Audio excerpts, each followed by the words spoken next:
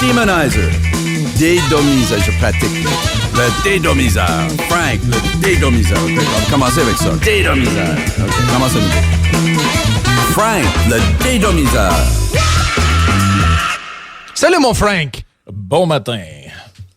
Donc, c'est l'autre vache à lait. Oui, il y en a d'autres. Il y en a, bon, il y a l'Auto-Québec, il y a la société qui vend du pot, et bien sûr, vous avez la SAQ. Il faut bien payer son monde. Les autres sont passés à go réclamer 200. Ça va être combien, l'augmentation de salaire?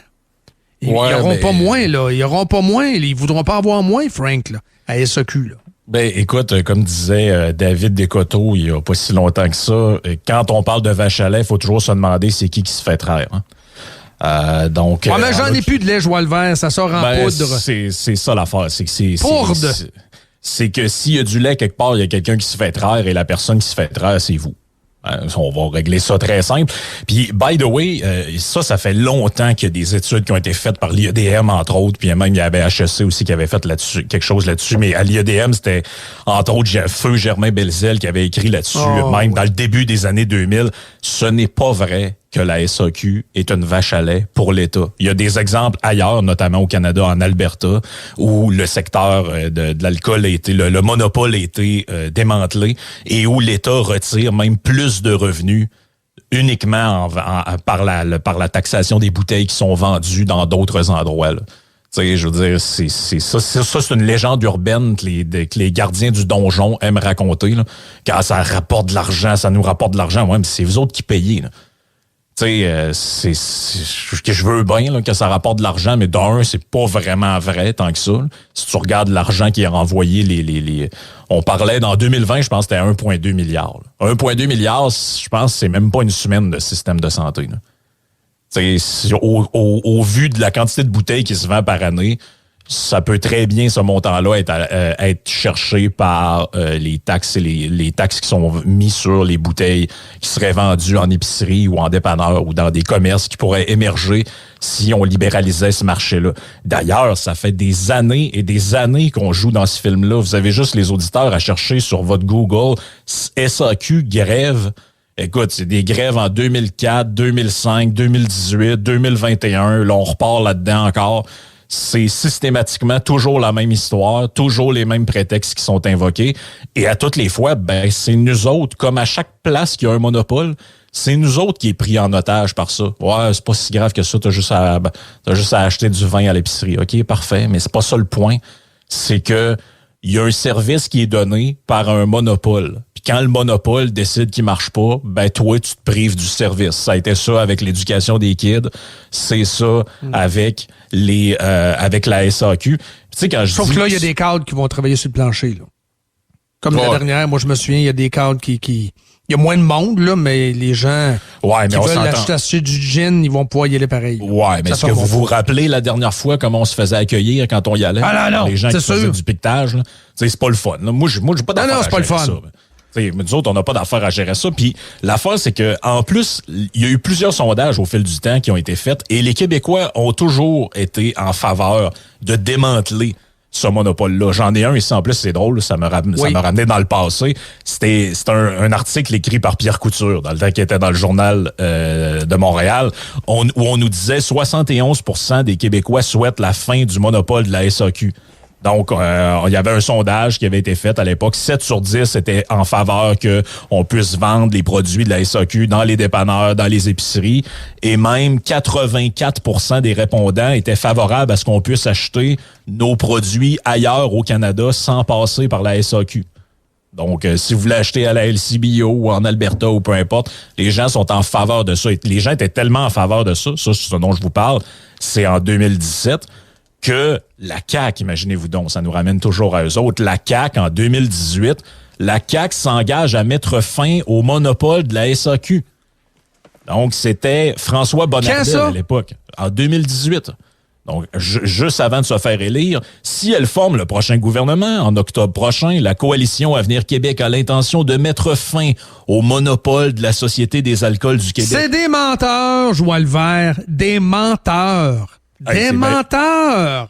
Tu relis ça, man, c'est magique, là. Hey, Bonardel, ça? Ben oui. Ben oui, on veut libéraliser le marché de l'alcool. Les Québécois sont prêts à ça. On doit augmenter notre offre et avoir une concurrence nouvelle.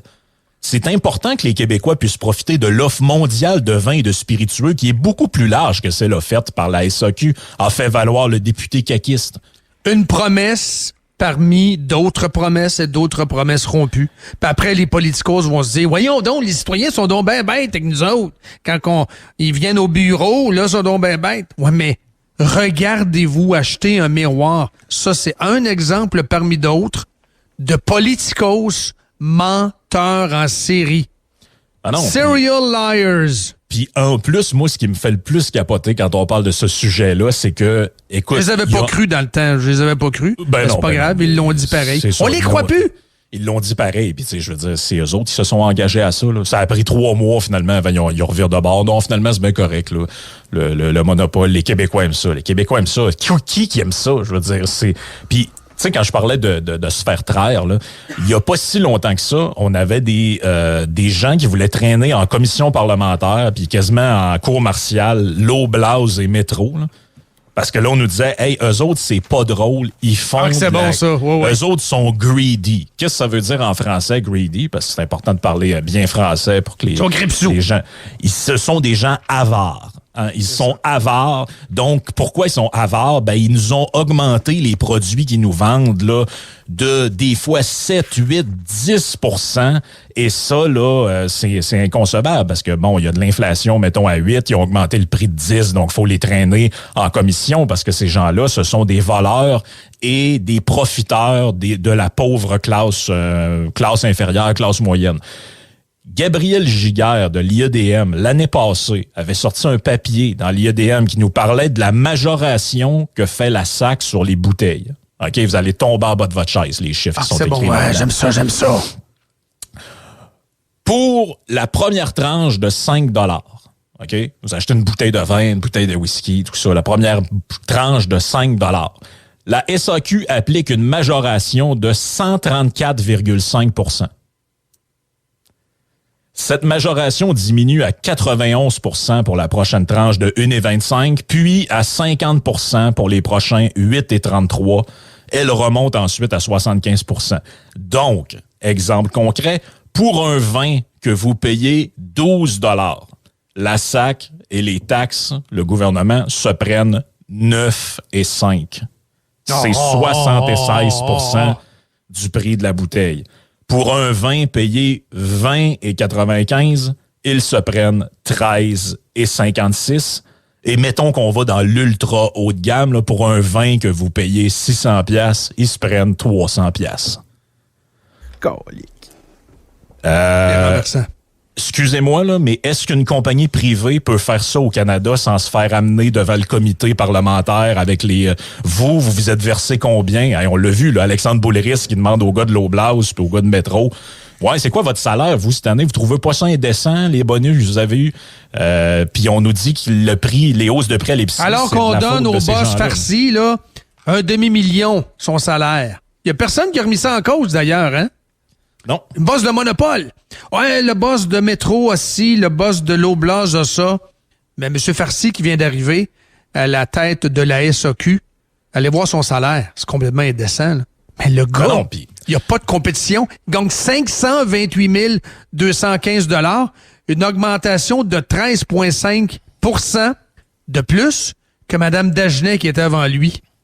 Ah non, puis là, regarde, on peut parler du prix, on peut parler des revenus, on peut parler de tout ce qu'on veut. Il y a un dernier point, je pense, qui est quand même intéressant là-dessus, le gaspillage. Ça, c'était un article du Soleil il y a quelques mois à peine où on nous apprenait que 116 000 bouteilles de vin et de spiritueux avaient été détruites car périmées. Donc, les bouteilles, ça y en a dans certains cas, ça faisait 5 ans que ça traînait sur des tablettes à l'entrepôt. Maintenant, on fait des petits tests, ouais, c'est pas mal périmé, ça, on détruit ça. Et ça, c'est un mode de gestion qui a l'air assez récurrent. Les autres, ils nous disent, c'est pas grave, c'est à peu près 1 % des bouteilles, là, fait que c'est pas si grave que ça. Mais moi, je connais pas Moi, je pense pas qu'il y a bien d'entreprises privées qui détruisent le stock là, parce que ça traîne ses tablettes. Là. Donc, en 2018, ils ont détruit 51 000 bouteilles. 2019, 120 000. 2020, 64 000. 2021, 100 000. 2022, 45 000. C'est énorme, là. 2023, il y a problème de gestion d'inventaire, là. Ben, il y a problème d'achat et de gestion d'inventaire. Mais c'est ça, un monopole, les amis. Un monopole puis là, arrivez-moi pas, ouais, mais privé, ça va être un monopole. Il y a personne qui dit qu'il faut vendre la SAQ à une entreprise privée. C'est pas ça que personne dit, là. Puis ça avait été expliqué bien souvent par Germain Belzile et aussi par Yuri Chassin, dans le temps qui était à l'IEDM avant qu'il se ramasse avec la CAQ. Le but, c'est de libéraliser. Donc, ça veut dire quoi? Ça veut dire la SAQ, t'es pas obligé de la démanteler, t'as laisses là, mais tu permets à d'autres joueurs de rentrer dans le marché. Donc, un commerce qui veut s'ouvrir, puis qu'eux autres, ils veulent être un vendeur spécialisé de cognac. Là. Tu rentres là-dedans, il y a une sélection incroyable de whisky, de cognac, de tout ce que tu veux. Non, mais reste dans le vin. Les cavistes. Les cavistes. Moi, je connais, puis tout le monde en connaît, là, des gens qui font dans l'importation de vin, des vins en collection privée, en importation privée. Eux autres, tu peux acheter d'eux autres. Il faut que tu te fasses livrer dans une SAQ et tu payes la SAQ. Tu comprends? Là, tu permets à ceux qui font de l'importation privée de s'ouvrir des magasins. Puis il y en a qui ont quasiment les reins assez solides pour s'ouvrir 3-4 magasins à Québec, là. Donc, tu vas chez eux autres si tu veux des exclusivités que tu n'auras pas à la SAQ. Ça, même juste tu restes dans le vin, Frank, tu peux permettre ça. Ben, écoute, c'est ce qui était promis par la CAQ. Je l'ai noir sur blanc devant mes yeux. Parmi les avenues possibles pour libéraliser le marché de l'alcool, la CAQ pourrait permettre aux dépanneurs et aux épiceries de vendre des vins et des spiritueux embouteillés à l'extérieur du Québec, disponibles et qui ne sont pas disponibles à la SAQ. Le marché pourrait également s'ouvrir à des cavistes qui vendraient toutes sortes de vins d'importation à leurs clients. Des petits commerçants pourraient ouvrir, importer eux-mêmes leurs bouteilles de vin. Et il y a 11 000 vins différents qui sont en importation privée au Québec. Et là, écoute, ça c'est la cerise sur le sundae. À la fin, Bonardel, il nous dit à cette époque-là, il dit là, la SAQ, il faut qu'elle joue un jeu très dangereux en augmentant ses prix tout le temps de même, puis en jouant avec les consommateurs. Là. Elle doit arrêter de jouer au yo-yo avec les consommateurs. Et là, on nous dit là-dedans, on a encore augmenté les prix des vins de 2,20 par bouteille dans les dernières années. Et là, il nous dit là-dedans, ça c'est quand même assez spectaculaire, il nous dit ce que la game qu'ils sont en train de faire, ils vont s'en mordre les doigts. Et on nous dit qu'à l'époque, la CAQ demandait au Parti libéral une commission d'enquête sur la libéralisation de la SAQ. La CAQ réclame depuis des années une commission sur la fin du monopole. Écoutez, après ça, les gens se demandent pourquoi. Les politiciens se demandent, mais comment ça, que ce que tu disais un peu au début, comment ça que les gens sont pas fins que nous autres? Comment ça que de plus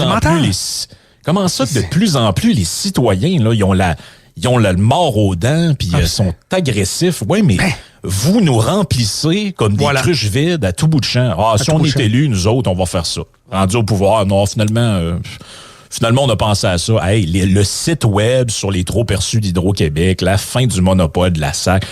Il y en a plein. Puis ça, c'est le côté très négatif de ça, c'est que ça fait que les gens, en terminant, là, maintenant, ils ne croient plus personne.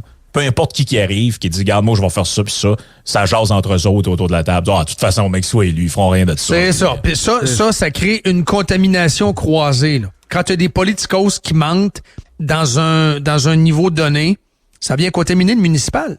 Aussi, ben oui. Un politicien, c'est un politicien. Donc, les gens vont dire, c'est tout de la merde, je vais pas voter. Ils sont tous Trudeau, sont tous pareils. C'est ça, ça fait, moi, j'appelle ça de la contamination croisée. Les politicos sont responsables de leurs propres dégâts, de leurs propres sous à cochon. Et la contamination croisée, c'est comme un virus. Oui, un vrai virus. Et ça affecte tous les niveaux. Oui. Ça affecte tous les niveaux. Hey, merci beaucoup, Frank. Yes. Merci, ciao, bonne semaine.